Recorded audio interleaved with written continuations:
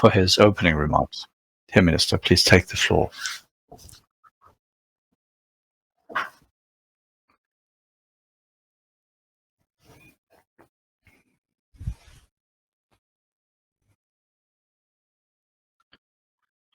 Dear Chairman, ladies and gentlemen, thank you very much for the very kind words of welcome. I'm very pleased that I have the chance of attending this 19th Salzburg Europe Summit and to be able to welcome you to the summit. This forum offers an exceptional opportunity to have an exchange with experts, to find and develop solutions jointly, and to help create a better future for us all. The topic of this year's summit, Europe, Departure to New Horizons, well, this is a subject that covers a lot of facets, a lot of aspects. And if you take a look at the panels, it's about the Western Balkans as a region of the future. It's about Ukraine and the rebuilding, reconstruction of Ukraine. It's about climate protection and the reindustrialization of Europe. So all these things are keeping us busy. And in light of the plethora of challenges, it is important to take a step back and to think about how to best tackle these challenges. Let me start with the Western Balkans. And I'm very pleased that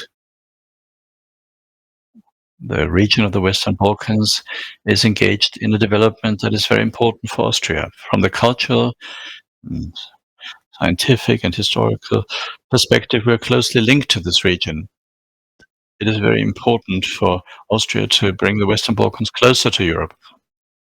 We are going to continue to support this process in the Western Balkans, in the European Union, in the institutions, but also economically when it comes to fostering cooperation between companies in the Western Balkans regions and in Austria.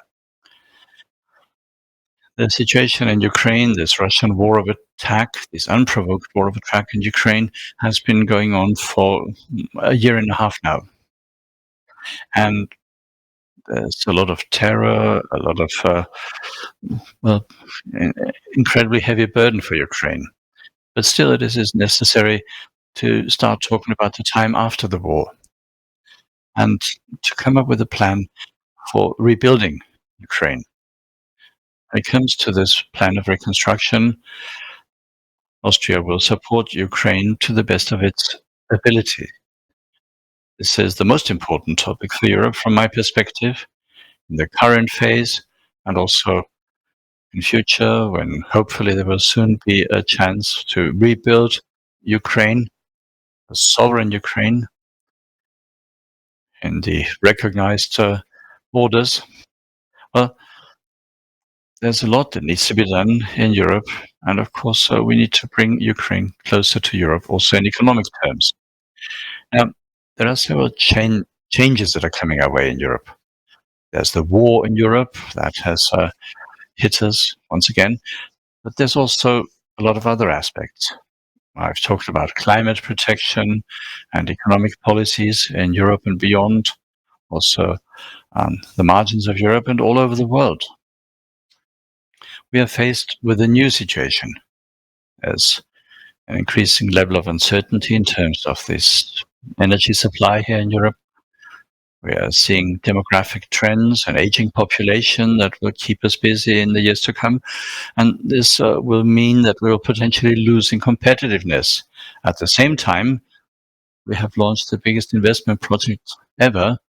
We're trying to rebuild our economies to make them climate neutral and more sustainable.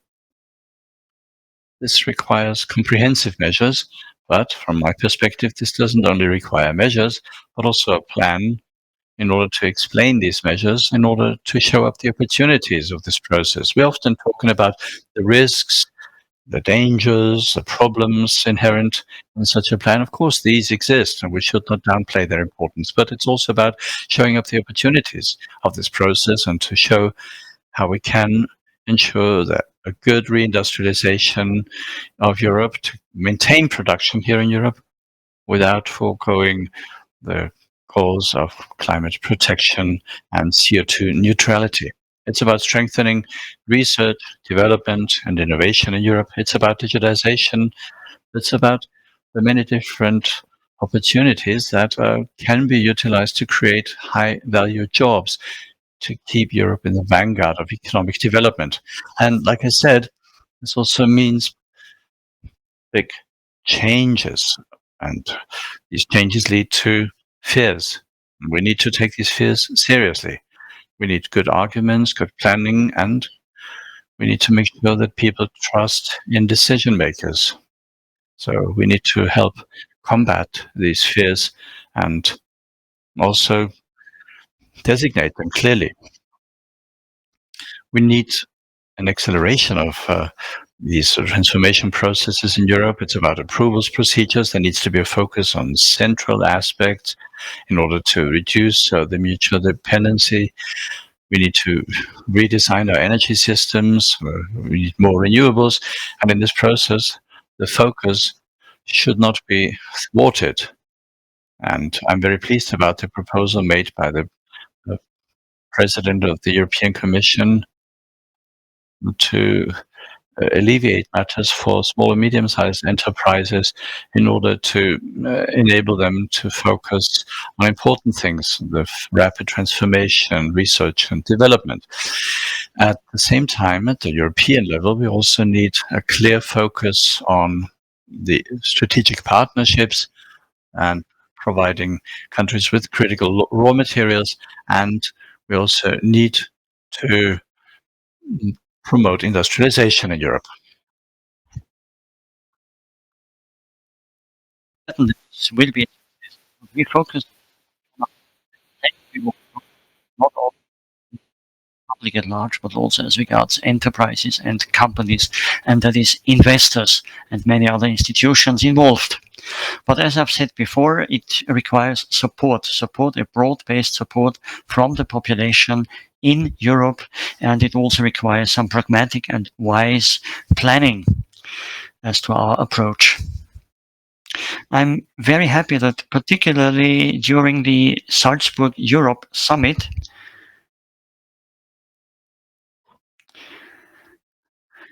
certain globalization and regionalization aspects can both be highlighted, because we do need globalization as well. It would be an illusion to believe that less globalization is what we need, economically speaking. It's also about strengthening democracy. It's also about uniting peoples.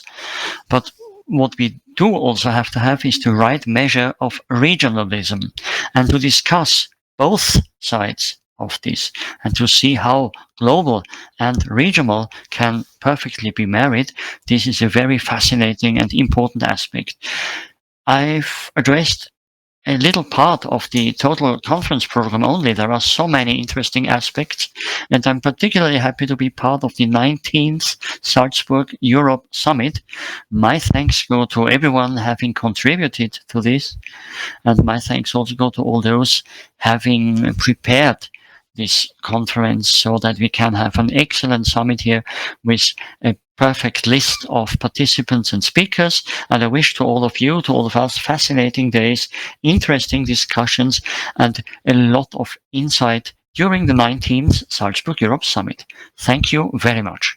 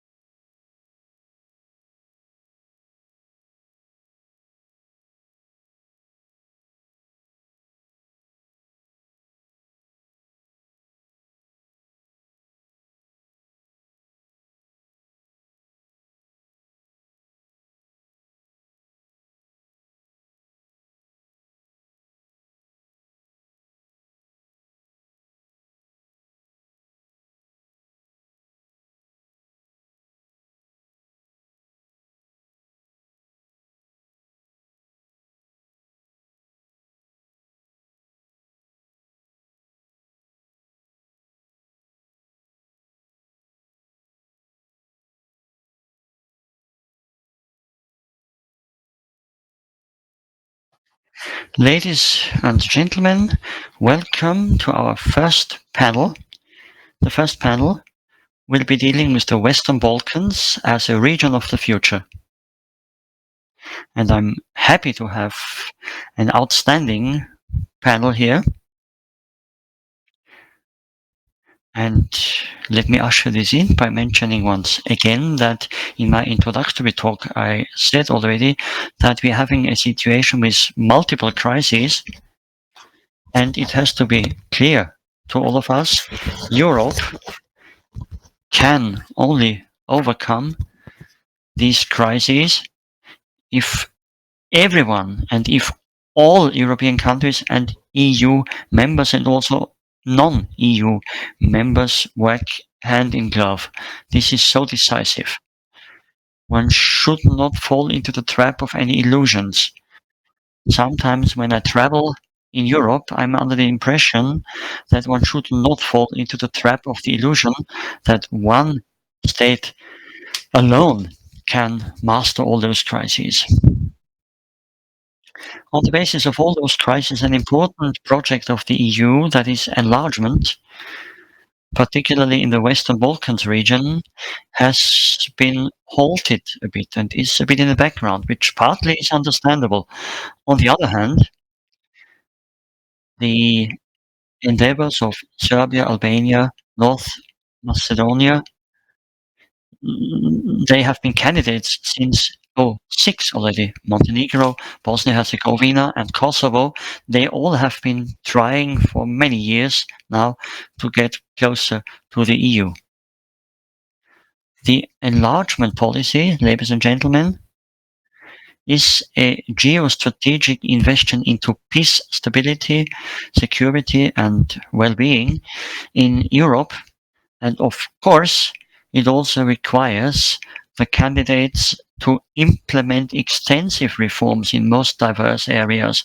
I needn't tell you, it's state of law, it's economics, it's fight against corruption and organized crime. And in particular, it's also the solution and resolution of bilateral conflicts. And honestly speaking, by virtue of my not so slim experience, if I may say, sometimes one can get the impression that some politically responsible persons in the Western Balkans region are not really interested in solving such problems because all that can be well instrumentalized at national elections. And one might be afraid that compromises might be interpreted as political weakness. This is something which I come across quite often in the Western Balkans region. One is not really prepared for compromise. And on the other hand, and we have to say this openly as well, some EU member states also deliver the impression that they are not really interested in a solution because they do not really want any EU enlargement, even if in Sunday talks they always tell it aloud. So it is necessary on both sides to be a bit more honest in these discussions. For all this, we should add that for political and symbolic reasons, in both jeopardized states, Ukraine and Moldova, status has been granted to them, but of course, this has triggered at least some questions, not to say more, among the Western Balkans states. Questions addressed to the European Union. And in Georgia, for instance, which also had been on the lists of those who had wanted candidate status, and there is deep disappointment now, and we should not forget this. Let me tell you right now, we cannot solve all these major political problems here and today. And so we will focus on the Western Balkans region, particularly as a very prosperous and future region, also in terms of economy. And we have also tried to compose our panel accordingly. And I'd like now to introduce you to the panelists. We have a particular keynote speaker today. He is not yet here. He is still in the audience, an expert almost all Western Balkans states. It's Branimir Jovanović, born in today's North Macedonia. He is an economist with the Vienna Institute for International Economic Studies. From 17 to 19, he was advisor to the Minister of Finance of North Macedonia, and from 07 to 15, a researcher with the North Macedonian Central Bank. And as far as I know, he graduated in Rome. Where are you, Mr. Jovanovic? Can you please stand? Over there. Thank you very much. Welcome to him. Then I've said it. It's a particular honor and pleasure to have Martin Kocher, the Austrian Minister for Economy and Labor. Thank you for being one of our panelists as well. This is not obvious, and we appreciate it very much. We know how busy you are. He is, if I may say so, or was born in Salzburg, where else? And he has been an Austrian economist and since 2012 Minister for Labor, 22, sorry, and now also Minister for Finance and Economy. He also is a professor at Vienna University, and from 16 to 21 he was scientific director of the Institute of Higher Studies at Vienna. So someone indeed who can shout. Then cordial welcome here beside Mr. Kocher, Getoar Mjeku. He is Vice Minister for Economy of Kosovo. And then maybe a round of applause for everyone then together at the end. Vice Minister for Economy of Kosovo, before that, Vice Minister for Industry, Entrepreneurship and Commerce, born in Pristina, studied politology and law in the United States, and graduated with distinction and lives in or also had his exam to be a lawyer in Texas and works in several law firms. Then he returned to Kosovo in 2015, and now he also shows political commitment. Of course, I cannot read all the long CVs, but I have to focus on the most important career steps. Then, beside him, we have Zijad Nišić, born in Brčko, Bosnia and Herzegovina. After that, he went to the Banja Luka medical faculty, graduated from there, became a cardiologist, then head doctor, and he is part of the SPIH, a liberal and multi-ethnic party in Bosnia and Herzegovina. And in March 23, half a year ago, that is, he became mayor of the Brčko district.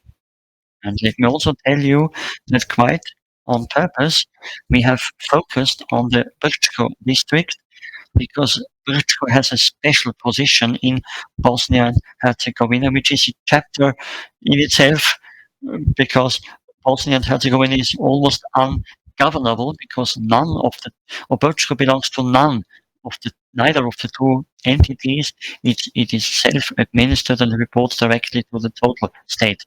And the government is composed of the three ethnic groups and works out quite well. Yesterday evening we spoke about the situation at Brčko already, and I can only tell you, if the Brčko example were followed by all of Bosnia and Herzegovina, then we could have overcome so many problems. Then we have Obrad Tadic, CEO of Smart Energy Investment of Serbia. Let's reduce energy consumption and think of the future is his motto. He's also a large sponsor of the Kosovo Foundation, a cultural institution in Belgrade, and a long-standing member also of the IRE.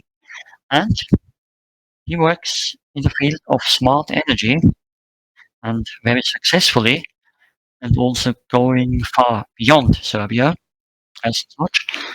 I would say smart energy is not really something which one would particularly expect from the Western Balkans region. So it's so favorable to see that you, dear Obrad, are here with us.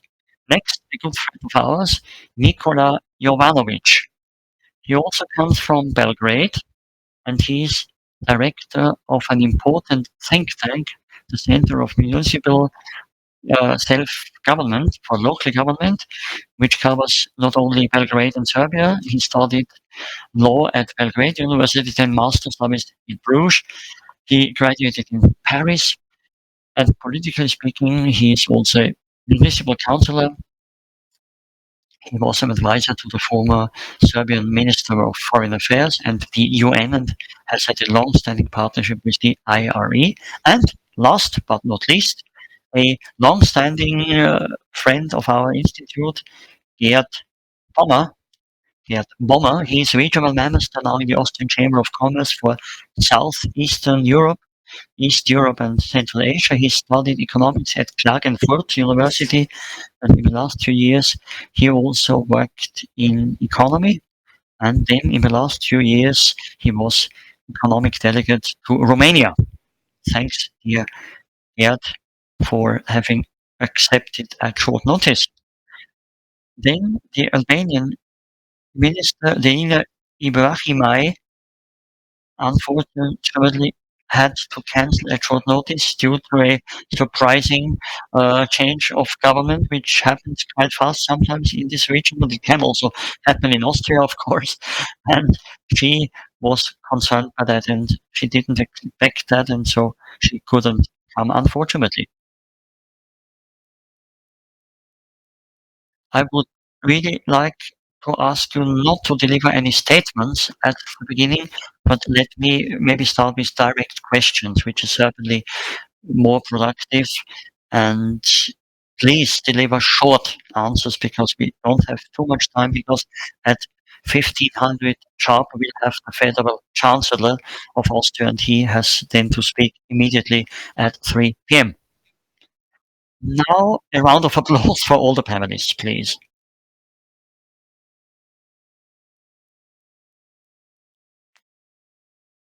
And before we get started, of course, we will have the keynote speech delivered by Mr. Jovanovic, and I ask him up here on stage or to the panel, to the rostrum.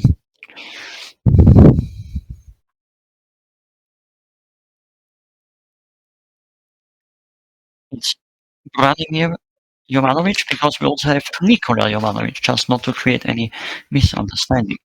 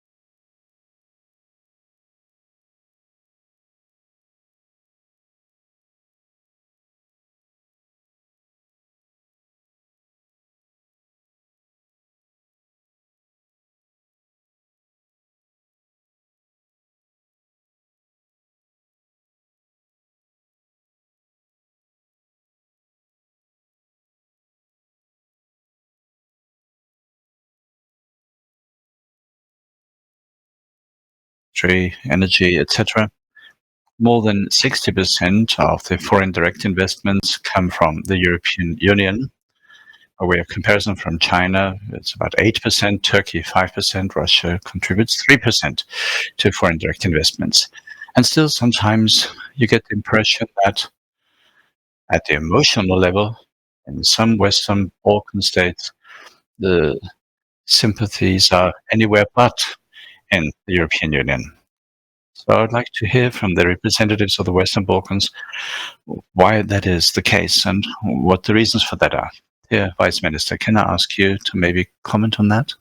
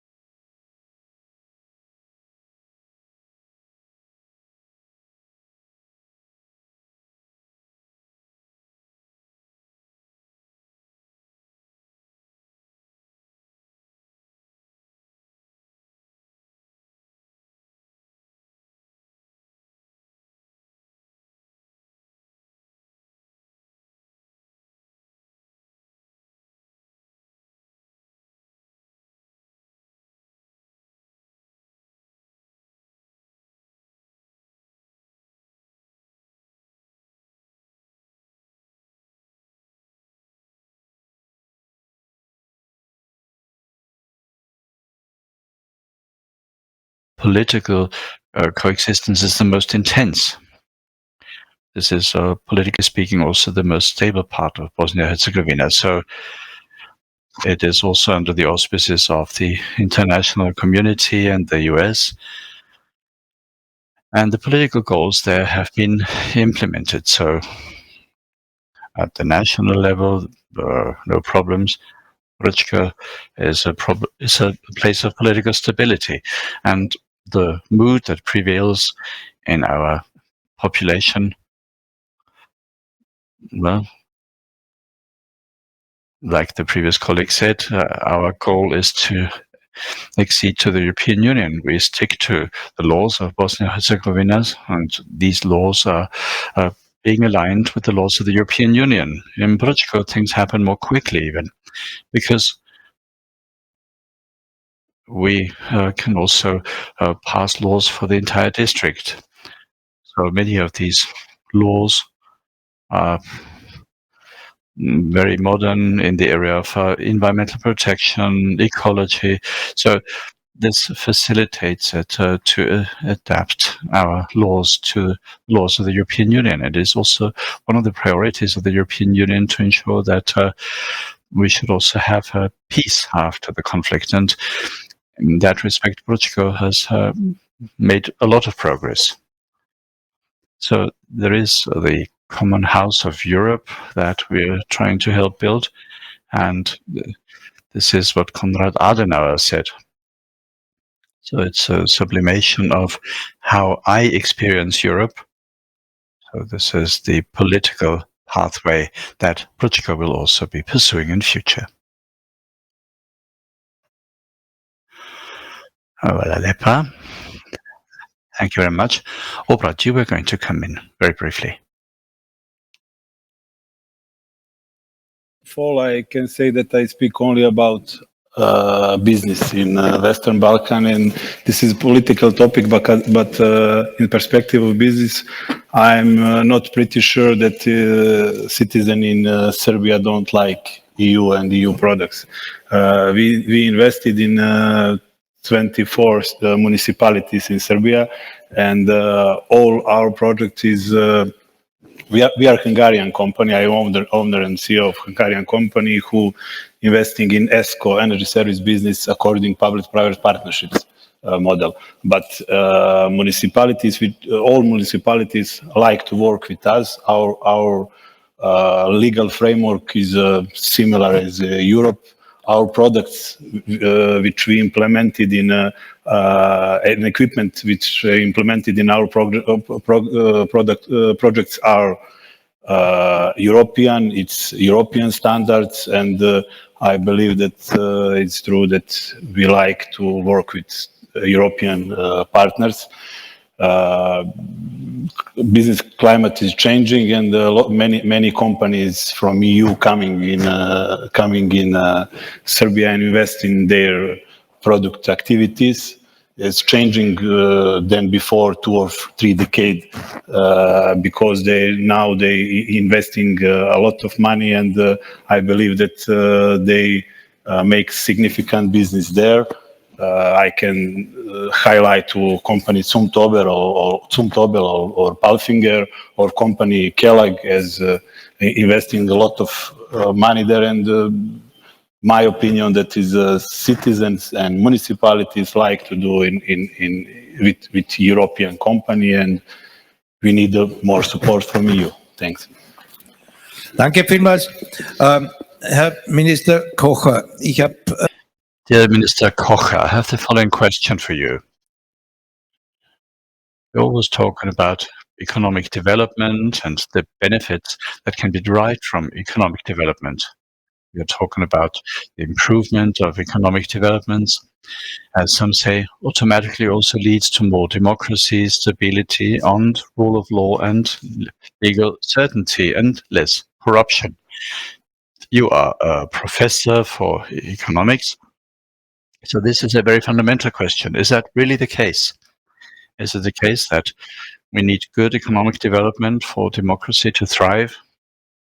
How do you see this? Well, it's a very interesting question. Researchers have dealt with the question for many decades, and economic scientists, business scientists, well, have dealt with that at length. We know that there are some positive impacts of economic development. In terms of corruption, for example, the more developed a country is, the less corruption there is. So is this a causal relationship or just a correlation? It's hard to say. But of course, there are clear ties. And it is hard to plausibly explain it. But actually, the organizations, the institutions are stronger, so there is less opportunity for corruption. Good economic development, as is evidenced by statistics, needs both entrepreneurial freedom on the one hand, but clearly also a public system that supports this entrepreneurial freedom. And of course, public goods are provided, so we need a functioning legal system. Of course, there are some costs involved when it comes to enforcing your rights and laws. So when we talk about democracy, well, this is a difficult field. 40, 50 years ago, a lot of people in research said it is quite clearly the case that the eco-social or social market economy can only be reconciled with a democratic system in the long term and cannot be imposed in a dictatorial or autocratic system. And now there are some examples of countries in the past 10 or 15 years, without naming any names, where one might think that economic development and autocratic regimes go hand in hand or can be reconciled. That depends on the size of the market. The bigger the internal market, the more you can focus on that. But this is also connected with the question how the autocratic leadership accompanies these economic developments. I am still convinced that in the long term, what is the long term? Is it 10, 20, 50 years? But anyway, in the long term, economic development leads to a level of prosperity that we here know in Europe, but this cannot be reconciled with autocratic structures. And I believe there are good reasons why this is still to believe that this is still the case going forward. And we believe that trade leads to more democracy. That is quite clear. Whether this applies to all countries in the world remains to be seen in the coming 10, 20, or 50 years. Thank you. Well, this takes me to Mr. Mjeku. The Berlin process was initiated because people believe that the economic cooperation of Western Balkan states has also or would stabilize the region politically speaking. Now, this unsolved conflict between Serbia and Kosovo also has a disadvantage, an economic disadvantage for both countries. So why is it the case that in spite of major efforts also of the European Union, why can't you reach a compromise?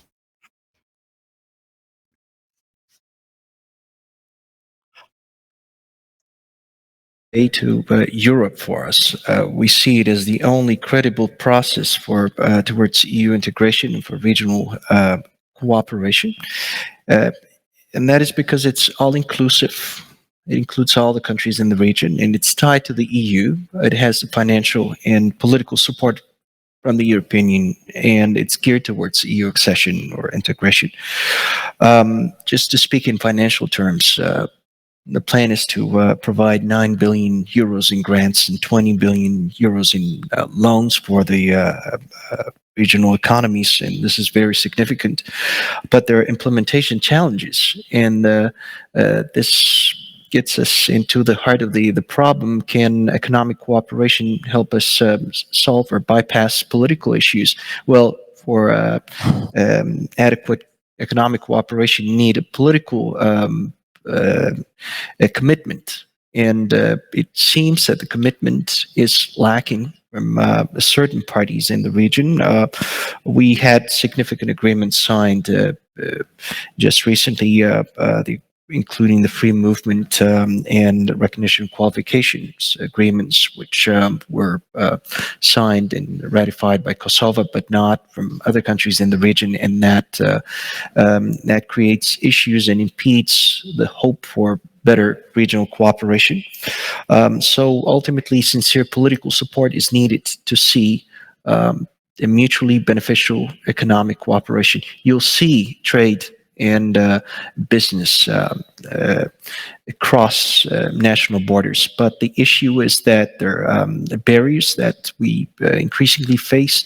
There are challenges with, of course, with the power of the local economies as well, competitiveness after all, but the unfair treatment of certain economies because of politically motivated barriers always brings us back to the big question. We have to share the same values. We have to agree politically to have a truly beneficial economic cooperation. Thank you. I mean, we don't want a political discussion between Kosovo and Serbia here. And so I give the floor to Nikola. What are you thinking about this question?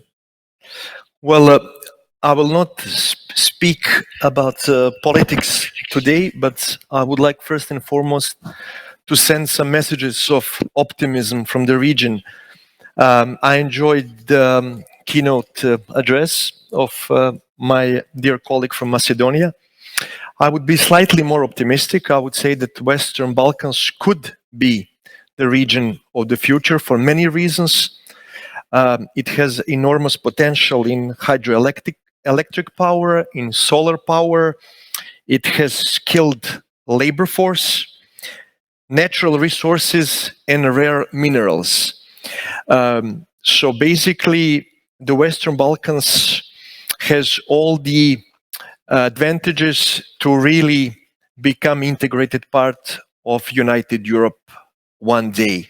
And I remain optimistic. For me, it's also a very good sign that this summit is organized here in Austria, and that important Minister of Economy and Labor, Mr. Kocher, is here with us, with whom I had the pleasure to exchange before this panel.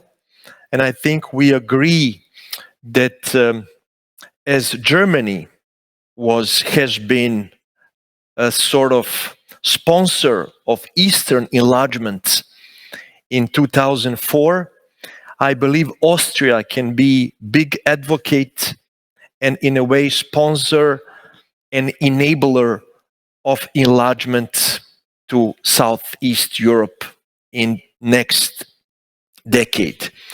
And I agree with you, Franz, that economy should be priority, and that's why I'm also encouraged that Mr. Bommer is here with us.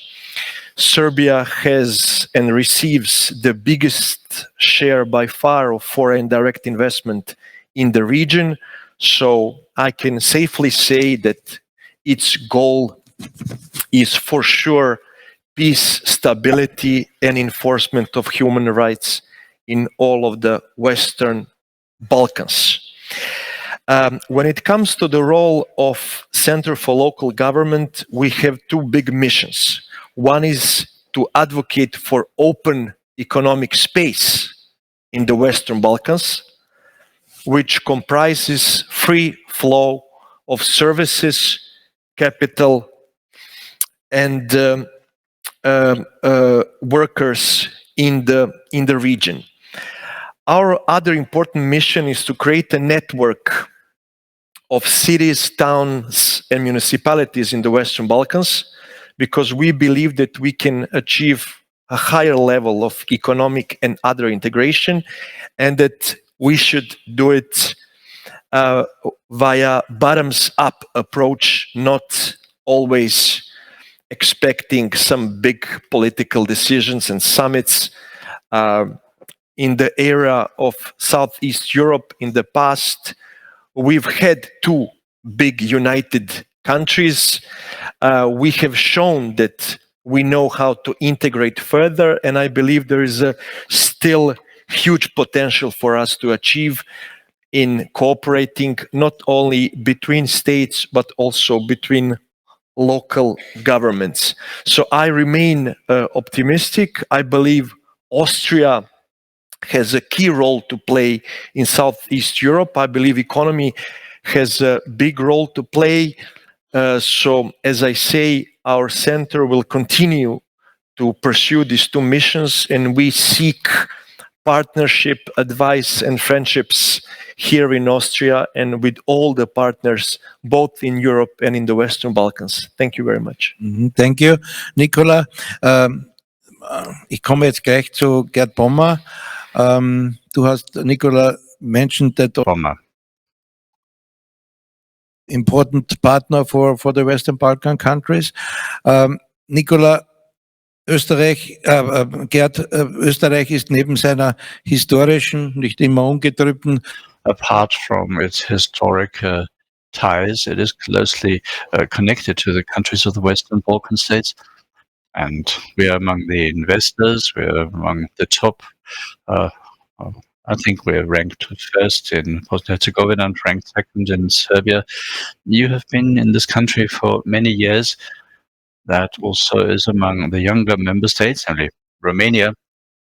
You have monitored economic development, and you're also in charge of the Western Balkan states now. So how do you see the situation?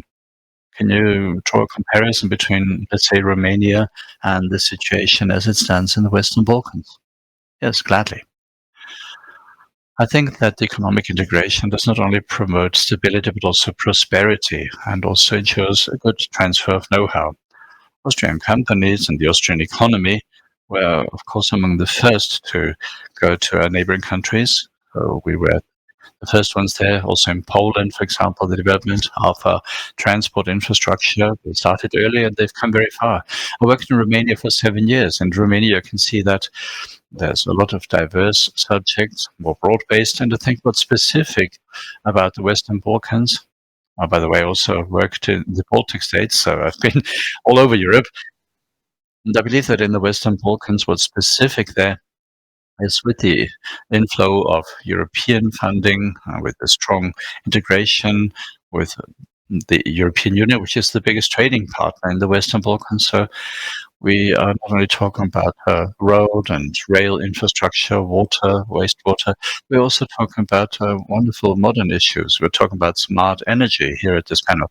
We're talking about the new opportunity rise, and I think that's what's specific about this development.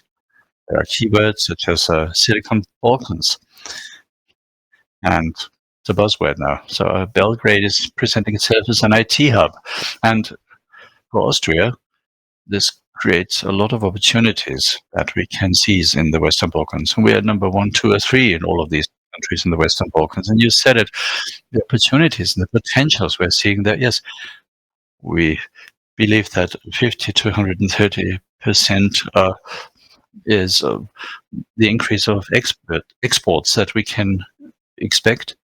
But the economy is not a one-way street.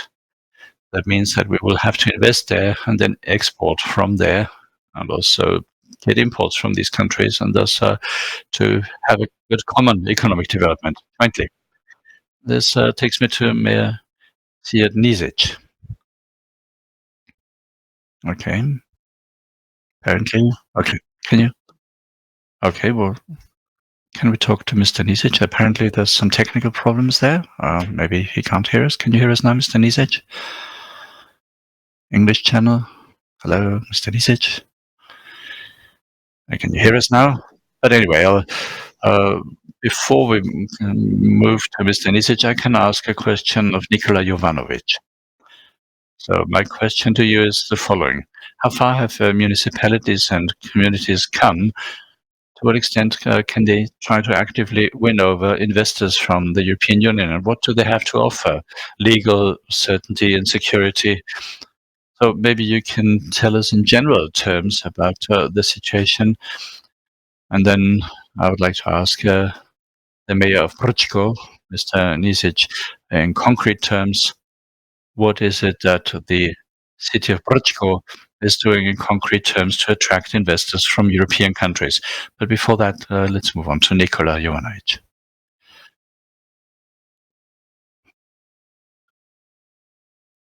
We could do. One way to attract even bigger flow of foreign direct investment is definitely to create an open economic space or even common market in the Western Balkans. That can be achieved within Berlin Initiative process or Open Balkan process, whatever.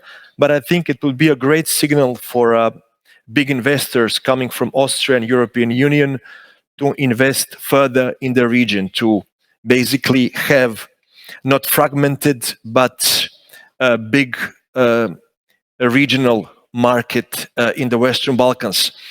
Other thing we can achieve is intra-regional connectivity, which is low. Basically, for the time being, there hasn't been any institutional or even informal cooperation between cities, towns, and municipalities of the region. And France, as I announced, one of the missions of the Center for Local Government will be to create this network which will help and enable further exchange of investments, best practices, knowledge, friendships, connections, tourists, and other important factors that can first and foremost facilitate positive political processes and then help us to achieve the level of cooperation we used to have in former Yugoslavia and before. Danke. Herr Bürgermeister Nišić, was kann eine Stadt wie Brčko machen, such as in order to attract investors from other European countries? Vrlo atraktivna destinacija za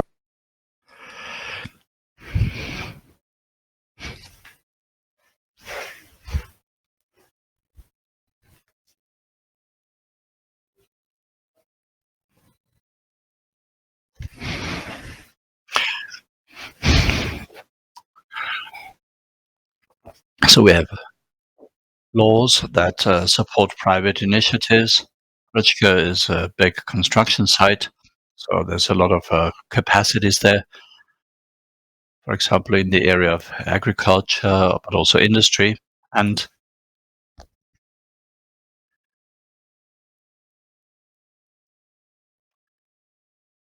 so we attracted some major investors.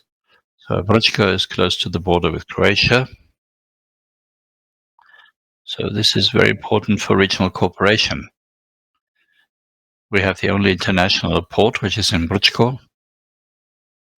The results of our businesses are not really satisfactory, but there are good opportunities for a connection to other European ports.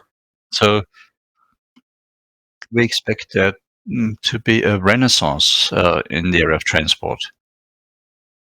So let me inform you that Brčko is a place where economic development progresses very quickly. We have good political stability, which is guaranteed, and there are not a lot of risks.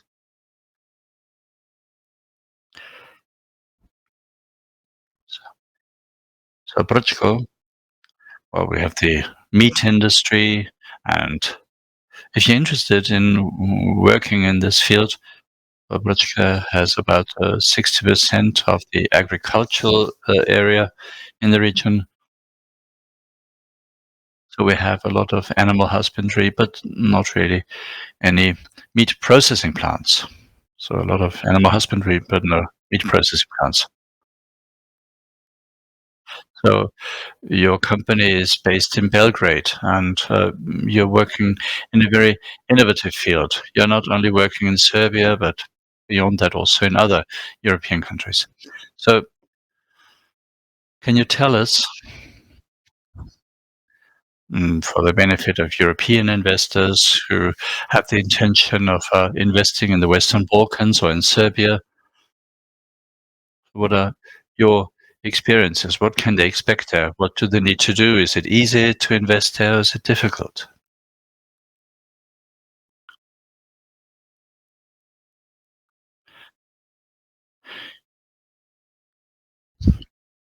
Ja, wie ich bereits erwähnte,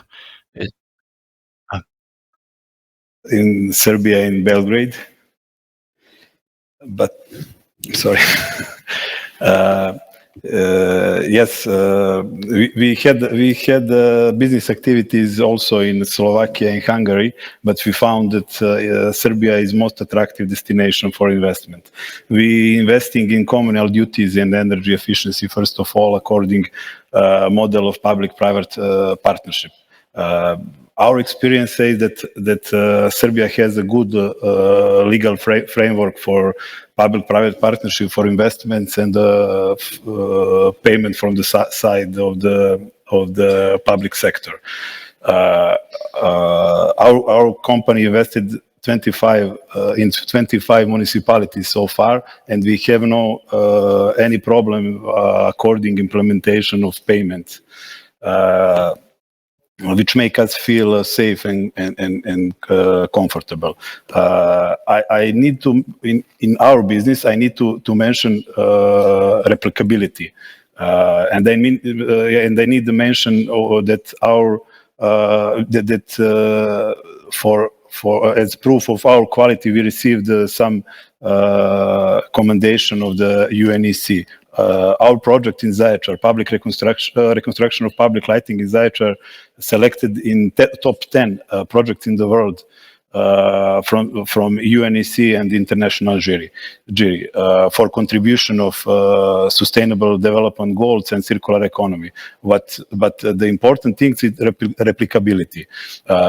In Serbia, we have for ESCO and energy project, we have a contract model for all municipalities, and this is good for replicability because small municipalities or self-governments can find a solution for achieve their communal or energetic issues. We have good experience in Serbia. We have no problems about payments, about implementation, about legal framework, and I can say to all investors that is good climate for investing. I mentioned before our friends from Austrian companies which invested, and I believe that their experience are similar because their investing is higher and higher year by year, and in other countries in Western Balkans, we didn't find those solutions for investing. Thank you. Thank you very much, Mr. Mjeku. Do you have the chance to tell us what is Kosovo offering for European investors, interested investors? Well, if we look at the figures, we see that foreign direct investment has doubled in the recent years under the current government, which took office in March 2021.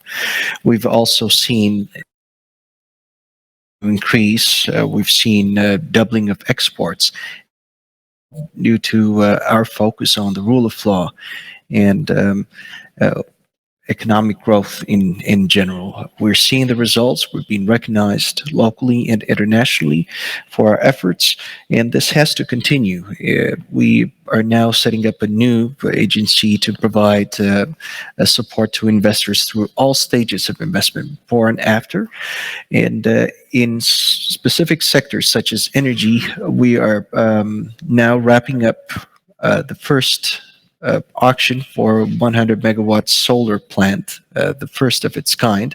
But this is just the beginning of many efforts to have investments in the energy sector and to reach quite an ambitious target we've set in the renewables sector. By year 2031, we intend to have 1,600 megawatts of renewable capacities installed, focusing on solar and wind.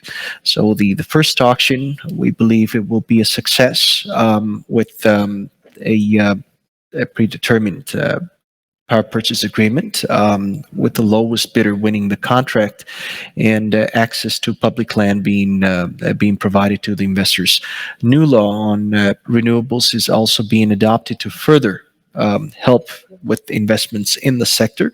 But overall, there are opportunities, especially in the manufacturing sector and in industries that we have selected to support through a new industrial policy. Our keynote speaker mentioned industrial policy, and that is exactly what we're working on as Kosovo.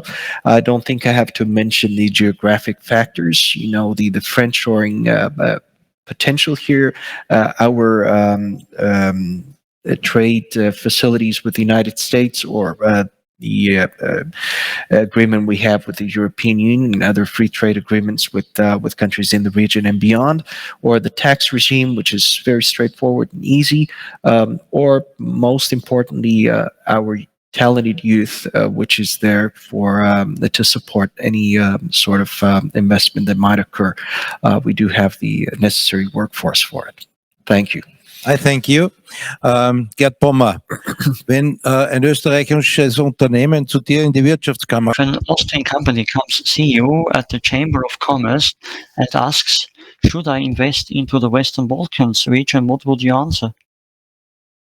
I say what you can say directly is, first, we take the World Bank Index and compare more than 100 countries there, and you see North Macedonia, which ranks 10th in that index. Among the top 50, we have 3 countries of the Western Balkans region.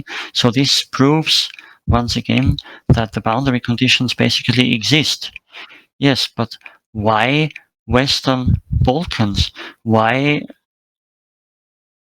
particularly that region? Well, there is excellent labor. There are many dual education programs in the region, also partly supported by Austria. So it's a very good example for us.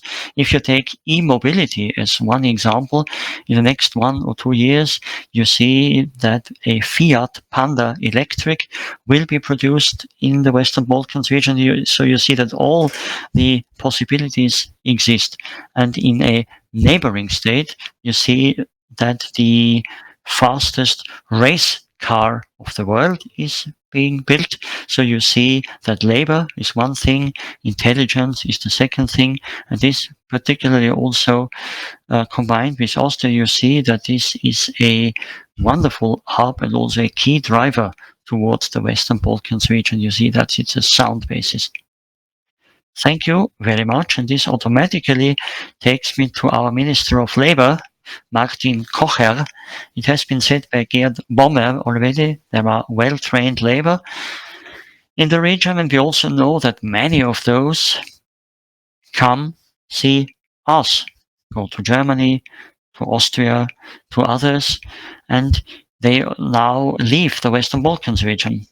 How can you find a way so that possibly they do come see us, because we also need well-trained labor?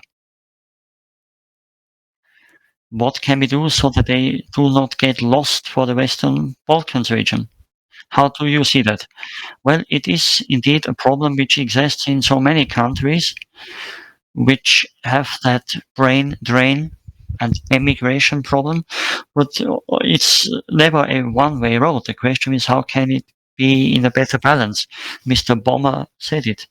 Training, cooperation, education, dual education. Austria is doing much here in order to lend support to the companies to build up such systems. And when more and more young people appear on the labor market, we know that Austria has a system which always is a role model within the OECD, because we have many people either in vocational training or get them directly into the labor market. And this is a huge advantage and a key prerequisite to many investments. So I believe it's not that bad if many people also collect information and go elsewhere. And when they come back, then that is particularly important for states which require new, young talent. Otherwise, in many countries, there are, of course, different unpredictabilities. And the broad base of the young do have good education, and if they are given more of it, they will get ahead in Austria, within the EU, and in the region, and this helps everyone. So this would be my approach, and I'm aware of both sides. Vocational training, where it's a bit more difficult, where we do say this brain drain, is rather in the field of university education, higher education, the top level. And here, here we can say that the IT industry would be very attractive. So there is always a competition among states as for the best people of the world. Mayor Nišić, you are a highly renowned cardiologist, a medical doctor, and we know that many people, doctors particularly, medical doctors and nurses, many people go to Germany, go to Austria from your region. Question to you, have you always considered to leave Bosnia and Herzegovina and work elsewhere?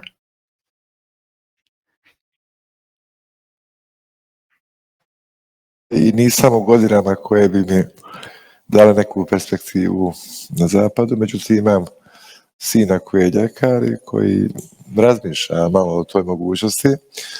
Jednostavno u Evropskoj Did give I'm a patriot, and the way towards a new career is always open, and such decisions very often are taken by young doctors, and I can fully understand them. I know a young doctor working in Germany at Essen.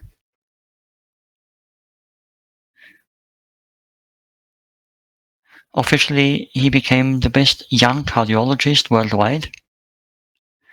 So that Bosnia indeed is kind of a hotbed for such well-trained staff, but particularly the brain drain is a mass phenomenon, we have to say, for economic reasons on the one hand. On the other hand, there are also political reasons, of course, and we see that we have to follow this perspective so that we keep them also in Bosnia and avoid brain drain.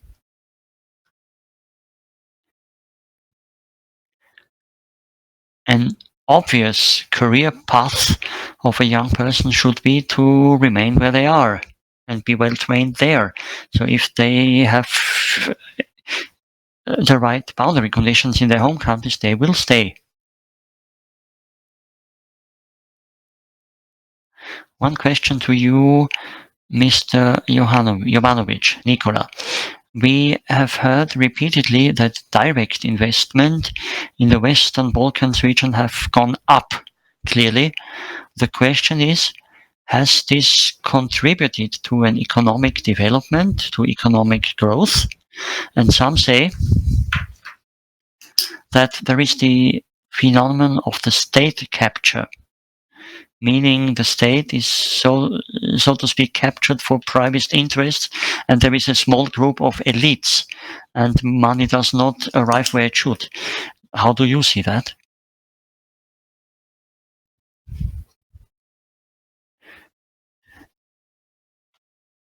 Large portion of foreign direct investment comes into Serbia.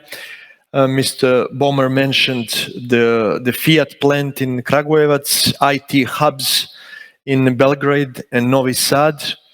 Also huge investment in Belgrade metro, highways and railways connecting Aegean Sea with the Danube.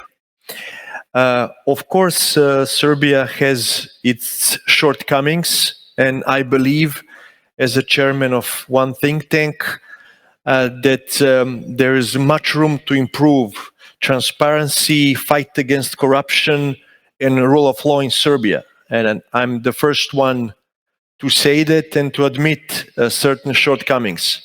But at the same time, it is true that there is a lot of public procurement, a lot of infrastructure works in Serbia, a lot of foreign investment, and I will take this opportunity to invite all of our guests to come to Belgrade, my hometown, biggest city between Vienna and Athens, and to enjoy the good climate, nightlife intelligent people and to contact, of course, the Center for Local Government for any advice or assistance. Thank you, Nikola. I think you will become the best propaganda minister for Belgrade, not for Serbia. Thank you very much. Ja, ich glaube, wir müssen ein bisschen auf die Zeit schauen und daher möchte ich eine letzte Runde. Cannot be much longer, so maybe a short last round. Of course, a lot has been said now about the Western Balkans region and what we expect.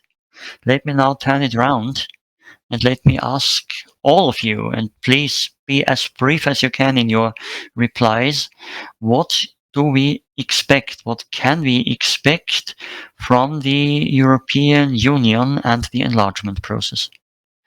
May I get started, Mr. Federal Minister? So from the perspective of the Austrian Minister for Economy, what do you expect from the EU enlargement policy? That's a bit hard to give a short reply here. Of course, we have to be even better in our endeavors for enlargement, and it helps Austria. We have seen it within the framework of enlargement towards the east. Austria has benefited very much, Austria and Germany, and you also see that politically speaking, we just have to be even more intensive. And at the same time, it's also important that we prepare the European Union for enlargement. What we require is to have regions which can accept that.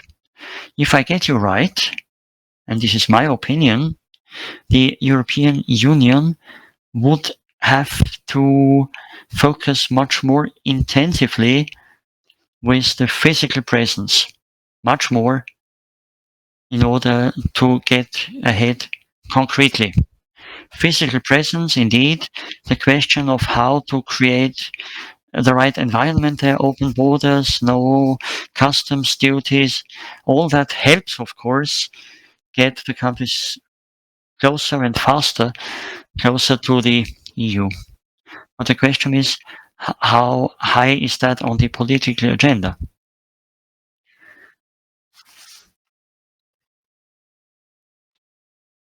Well, I expect it to be made very clear that there's no alternative to EU integration. None of the countries in the region should be left behind in the process. But a precondition to accession is, of course, an adherence to the values of the European Union. All these together will lead to the bright future for the region that we are all expecting. Otherwise, the future might not be as shiny as we want it to be. Herr Bürgermeister, was erwarten Sie von der Erweiterungspolitik der EU? Pa decenija pokazala da ima taj princip dvostruke solidarnosti, bogati prema siromašnim i zdraviji prema bolesnim. To se konkretno u Brčkom, evo,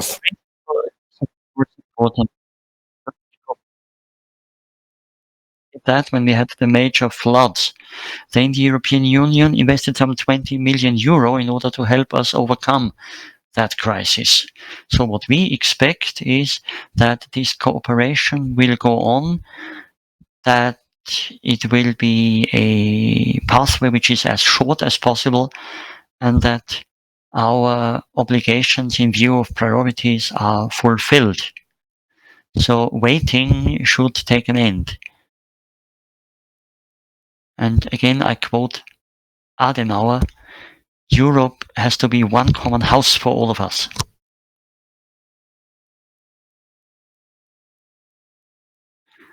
And in Brčko, there is a project which is supported by the EU.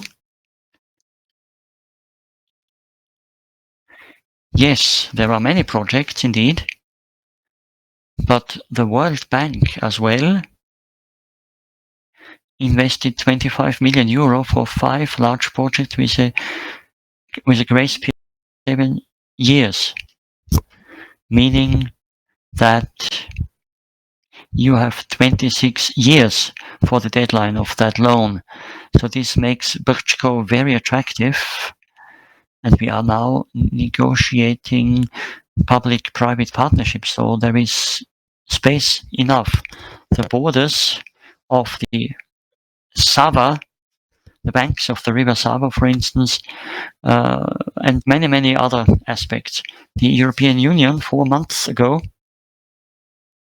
invested 1.4 million into energy and district heat, for instance.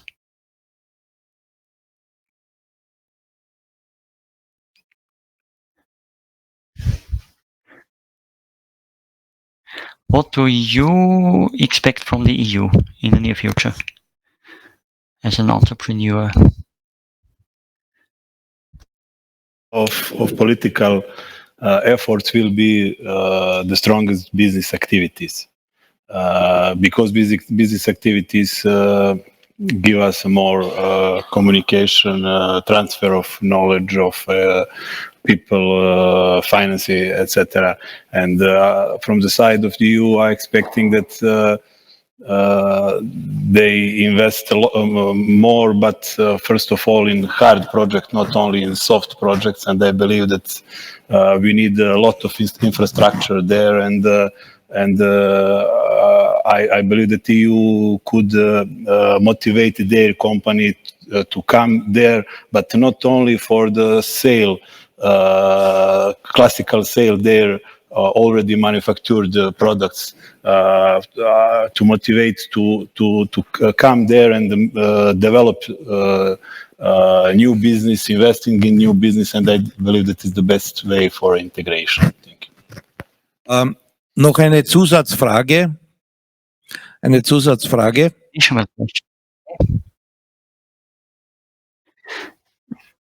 Do you have the impression that climate protection and environment protection are now more pronounced in the Western Balkans? Is there more awareness now, and does this get closer to Western European standards?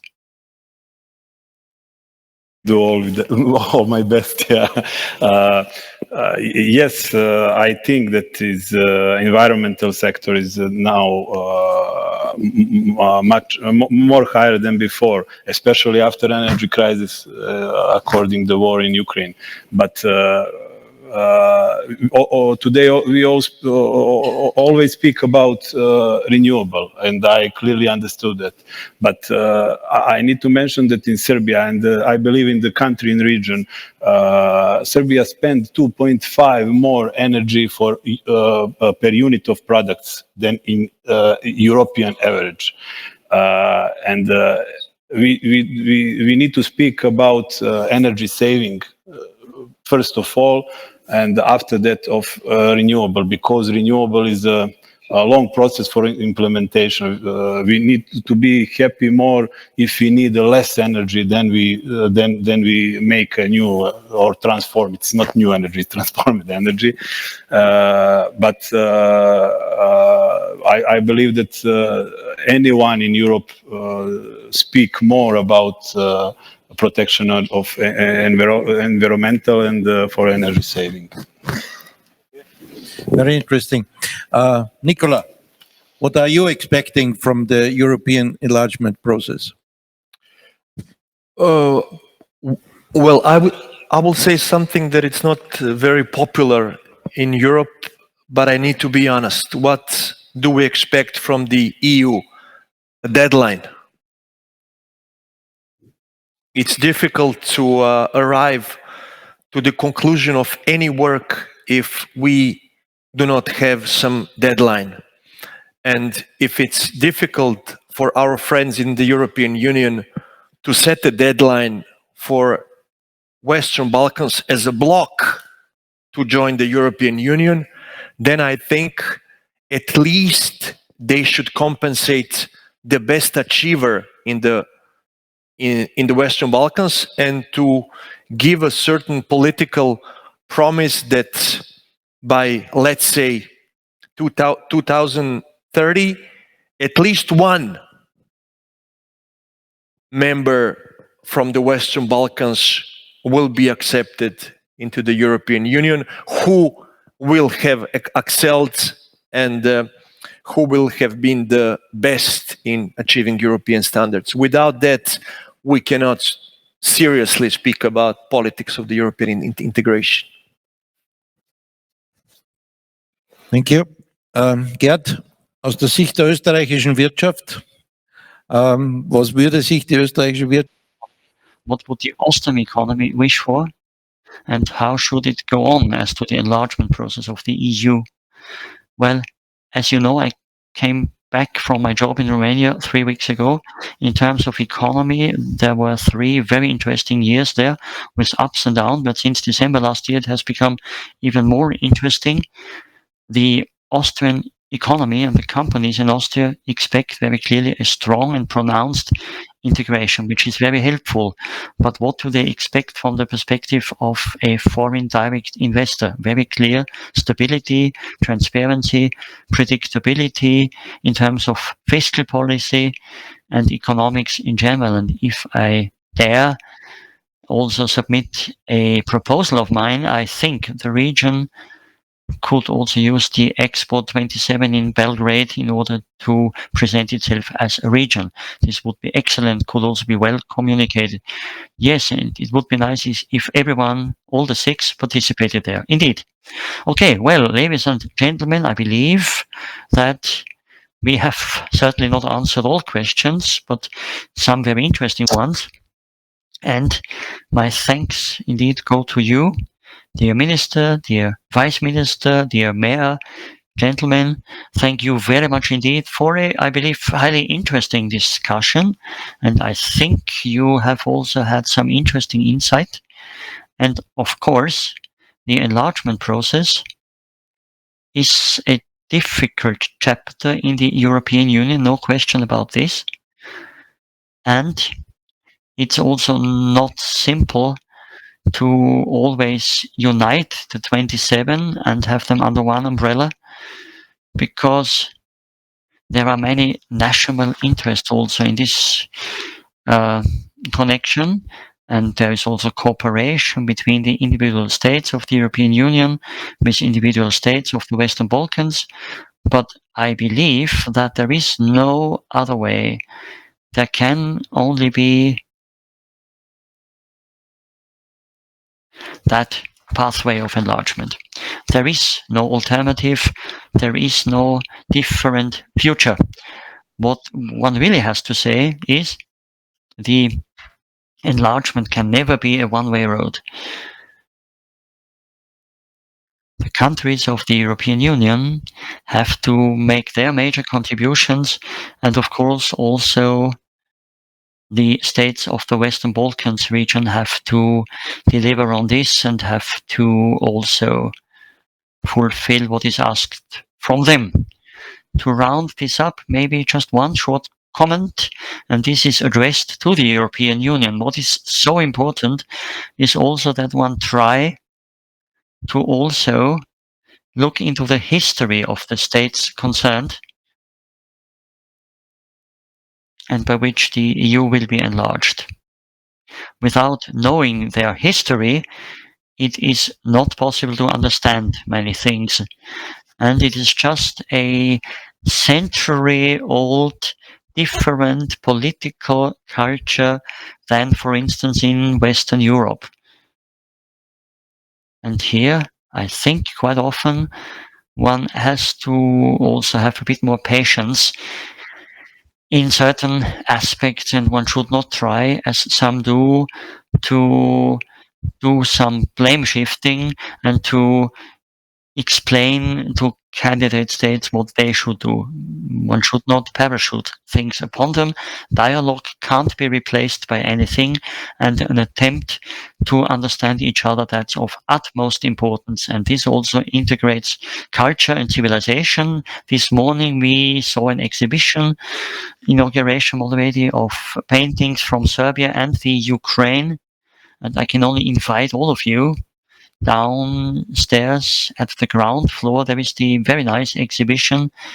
It's Serbian paintings from the first half of the 20th century and modern paintings by a lady artist from Ukraine, a contemporary artist, and I hope that this is also a small contribution towards mutual understanding, which has to be intensified.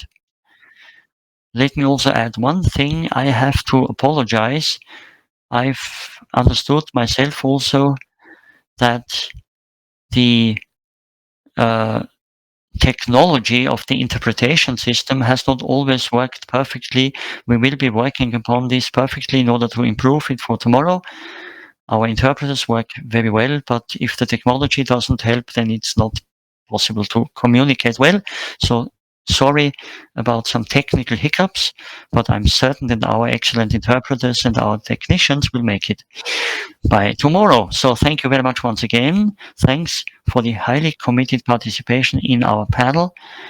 And I'd like to ask you, ladies and gentlemen, I'm not informed how near the Austrian Federal Chancellor is already, or when he will arrive. Oh, okay. He is here already. It's difficult for us because we are in a dark room here, so we cannot see how things stand. So can the panelists maybe please go back to the audience room, and then after this, I'll invite and call up on stage here the Federal Chancellor. So thank you very much. Thanks.